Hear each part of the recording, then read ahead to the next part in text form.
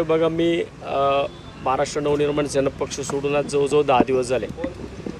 10 दिवसामध्ये मी पुणे शहरामध्ये भारतीय जनता पार्टीने जो काही ह्या 5 वर्षामध्ये 2017 ते 2022 ह्या 5 वर्षामध्ये जो संपूर्ण शहराचा खेळखंडोबा करून ठेवला आहे आणि एवढं सगळं होऊनसुद्धा जर निवडणूक एकतर्फी होणार अशा पद्धतीने जर कोण वल्गना करत असेल तर जोपर्यंत वसंत मोरे या पुणे शहरामध्ये आहे तोपर्यंत कोणत्याही परिस्थितीमध्ये मी निवडणूक एकतर्फी होऊन देणार नाही.